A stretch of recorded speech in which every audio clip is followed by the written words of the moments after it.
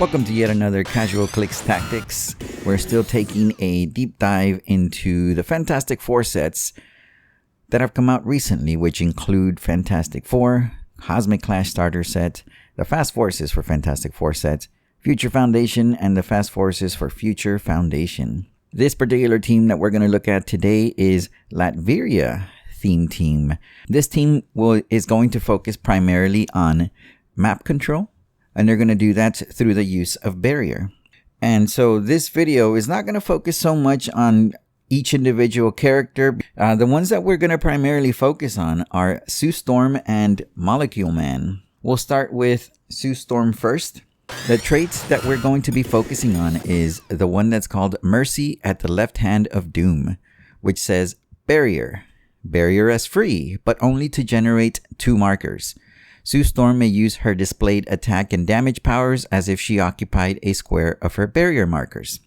So she is allowed to generate 2 barriers, 2 free barrier markers, if she uses it as barrier as a free action instead of using it as the power action, where it would generate up to 4. So what's unique about this barrier is that she can make attacks as though she occupied a square of her barrier markers. That means if there was a character that ended up being adjacent to the barriers that she makes, she can make attacks as though she was here on either of these or over here. Either way, they don't have to even be adjacent, because even if she occupied this square, she can still make attacks 6 squares away. Let me put her back on frame here. She can still make range attacks as though she occupied those, because, you know, if you're supposing that she is occupying that square, well, that's if she's there, she has 6 range and she can target from here to here. Very useful ability.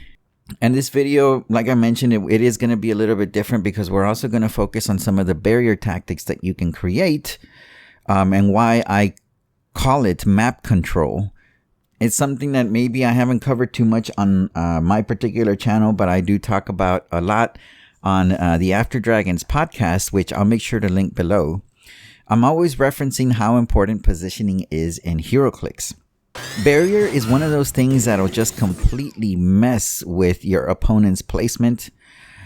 Add to the fact that, you know, you're adding extra reach, you're adding extra mobility by allowing Sue Storm to attack as though she occupied one of these squares.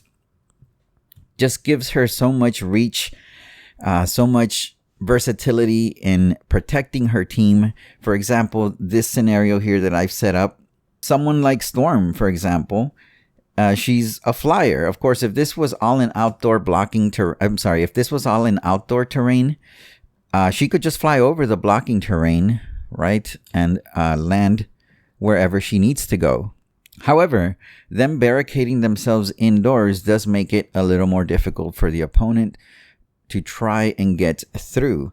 The 2 free barrier markers that Sue Storm is able to generate is just the tip of the iceberg. I was saving Molecule Man specifically for this, as his trait molecular manipulation says, Smoke Cloud as free. Free. Roll a d6 and choose a number of non-debris terrain markers within range up to the result.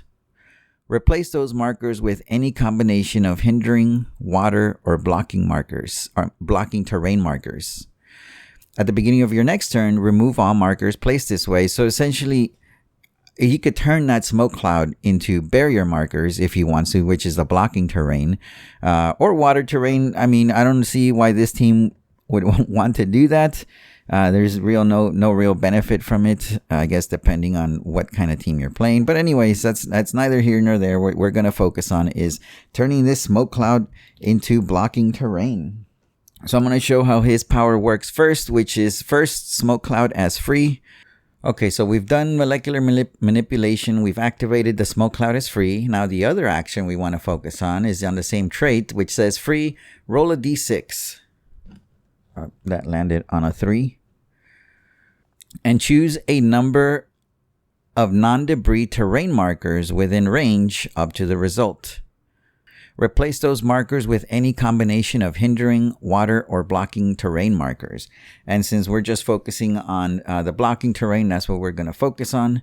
And now since I got 3, they don't have to be adjacent to each other or anything like that. That means that, I can generate these wherever I would please, as long as they're within range. And of course, when you use Smoke Cloud, it has to be within range anyway. So you're gonna hit anything that you created here. Now, what have you done here? What you've created with this little tactic here, playing with characters that can create free barriers, free blocking terrain, things like that, is that now you're limiting your opponent's options in methods of attack. Where if you block something like an entrance to get through the indoor blocking terrain, someone with enough movement can, of course, just go around and still be able to make an attack. But now that we're limiting Storm's options here, we're kind of putting them in a bind, which will usually force an opponent to waste an attack destroying a wall. That's kind of the point of the map control that I'm trying to explain, in that you're controlling not only the map, the positioning, you're also kind of controlling your opponent's turns, in that you're forcing them to do something that they don't want to do, making them use one of their actions to do. So I don't want to say it's completely pointless to destroy a wall. Of course, sometimes that's the only option that you have, but there's better things that you can be doing besides destroying walls. Most of the times, you want to spend as many actions dealing damage to characters rather than destroying walls or objects or things like that. Because, of course, the point of the game is to knock out your opponent's entire team. One of the new benefits from blocking terrain is I'm going to shift these characters over to where there's more blocking terrain. To where there's more hindering terrain right over here. Is that it used to be under the old rules that when you generated blocking terrain, or I don't want to say blocking terrain, but for a power like Barrier, you used to not be able to place barrier markers over hindering terrain. That is no longer the case. With the 2021 update to the rules and the powers and abilities card, you can now place barrier markers over hindering terrain, which is super useful because Barrier is limited less now. So in a situation like this, for example, where something against like a team of flyers like we got here, Sunspot and Storm, doesn't really affect them, right? Yeah, they can easily just fly over it because we're in outdoor terrain, and they can fly over outdoor blocking terrain. But characters like that don't have flights, for example, like the Wolverines here, they're gonna have a tough time. They're not gonna have a fun time trying to deal with blocking terrain shenanigans, because of course they're restricted in the way that they can move, unlike flyers that can fly over outdoor blocking terrain. And so you want to be careful with that. You want to pick a better map, one that has more indoor blocking terrain, one that is specifically, preferably indoor terrain with lots of walls. But of course, in a team of 4, you're only getting a +4 roll bonus. Some teams can reach up to 6, 8, 10 characters. And I know they're still limited by the new rule that only lets you take a certain bonus over your opponent. But you can't always rely on your theme team bonus to allow you to choose to get map choice. What I was going to go over were the possible objects that you could add to this team, because the total for this team is actually 290 points. That leaves you 10 points that you can play around with. And these are my recommendations based on order of usefulness. First, Illusion Generator. Works well on either Sue Storm or Molecule Man. This will help Molecule Man be a little more defensive because he only has 18 invulnerability on his defense, which is fine. But, for a 100-point investment, you want to protect them a little bit more. Same thing with Sue Storm. She's exactly 100 points, and she only has super senses as a defense. So you may want to consider bringing Illusion Generator and giving it to Sue Storm. So she has super senses and shape change. That's 2 ways that she can avoid taking damage, as she doesn't have any damage reducers. And of course, if you hit that shape change, you can also generate that illusion bystander, which only adds to your force. The next object, in terms of usefulness, in my opinion anyway, I'd love to hear what your opinions are and what objects you may think are useful, but these are the ones that I have in my collection, and I'm just placed them in order of usefulness. Stones of Merlin is next. It, of course, adds invincible, and then when the characters hit with an attack roll, you roll a d6. On a 1 or a 2, they unequip. But here's a funny part. Here's a little kicker. So it says, after resolutions, unequip this object and your opponent places it in a square of water terrain, or if no water terrain is on the map, places it in a square within 6 squares of the unequipped character. Don't forget that Molecule Man can actually generate water terrain too. So hey, that becomes something useful now. And remember how I said in the beginning it wasn't relevant, because it wasn't relevant because there's nothing that we could combo it with. But with the Stones of Merlin, that combination is more viable, I think. And adding this to either one is not a bad option. Remember though that Molecule Man already has invulnerability, so maybe consider adding it to Sue Storm as well. Greedy Sue Storm, taking all the objects. Next one, we're going to go with Emotional Modifier. I think this is a great object. However, it is limited. I feel it's slightly limited in this team because this team is very range centric, and Emotional Modifier works well within a range of 4. If you're not using it on Psycho Man, it says effect free, choose one of the following to last you until you choose again. And all of these effects happen within 4 squares, which are Fear, opposing characters within 4 squares modify defense -1, which is okay for this team because you already start with 2 attackers with 11 attack. This just kind of guarantees that you're going to make that attack almost. Doubt, which says opposing characters within 4 square modify attack -1, which I think may be a great option because if they're already within 4 squares, that's kind of the danger zone for them because Sue Storm has 6 range, which can be doubled depending on the placement of her barrier, right? Because she can make barriers up to 6 squares away. And then on top of that, she can attack as though she occupied these squares, meaning that she can essentially create a barrier 6 spaces away, attack from that particular square, and shoot 6 squares away, which means that she essentially can possibly have 12 range. Crazy, yes. So, like I said, Doubt may be a great option because if your opponent is already within 4 squares, like let's say these Wolverines are finally closing that gap, making their way through the sludge of barrier markers, what will happen then is they get -1 to their attack because they suddenly find themselves within 4 squares of either, I would add this to Molecule Man or Invisible Woman again, because you don't want them going down too easily. Even though Ramatut and Valeria Richards play a significant role in this team too, they are more expandable, obviously, than your 100-point investments.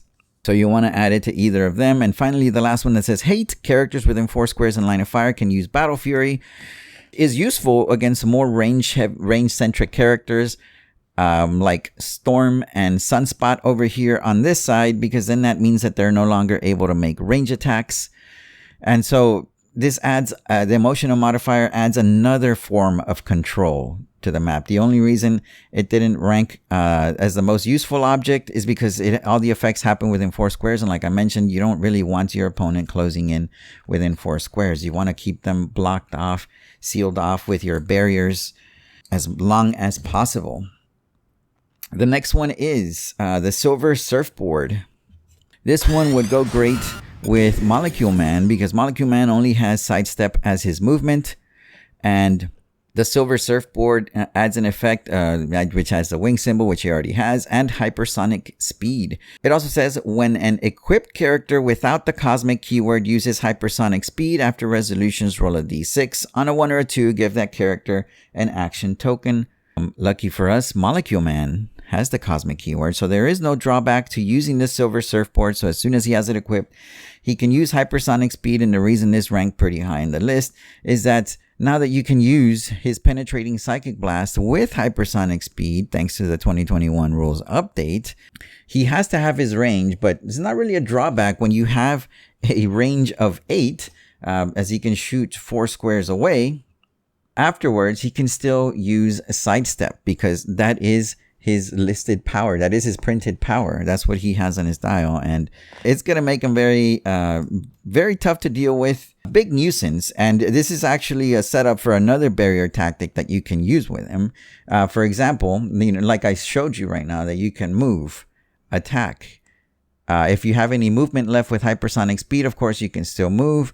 You can sidestep back, whatever it is that you're trying to do, and then seal them off. Add that barrier, right? Make the smoke cloud hopefully roll high enough to create enough barriers to prevent your opponents from coming in, and kind of giving you that hit and run tactic, forcing your opponents, your slower opponents, to go through. You're putting them through a much tougher situation. And finally, what I think is one of the more useful, in my opinion, because I'm always trying to go for damage, because that's how you win this game, is the Alchemical Potion. Preferably equipped to Molecule Man as well. So what does the Alchemical Potion do? Let's see. Effect.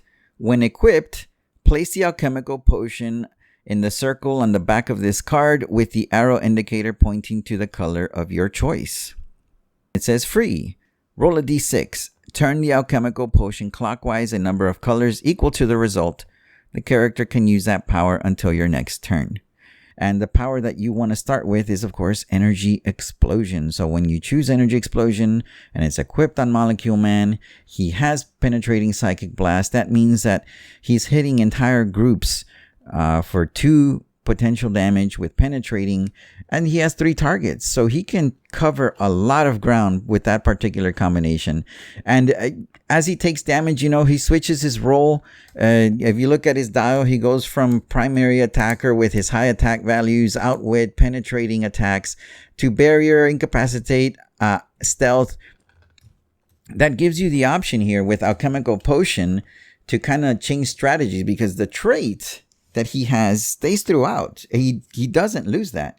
With having protected outwit with the power with the cosmic energy, I'll guarantee that he keeps generating those smoke clouds to keep creating barriers to defend your team.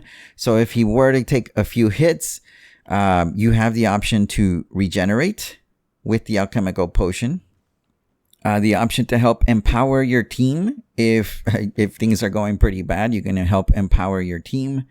Close combat expert. Enhancement, of course, would probably be another preferable support power. But of course, you can't discount regeneration. If you get a good regeneration roll, if he's taking a couple of hits, he's back in business, going back to being a primary attacker, dealing with your opponent's figures. So I really hope that some of this stuff was useful to you. So don't forget to like and subscribe. That way you're notified when the next HeroClix Tactics video goes live. As always, thank you so much for watching.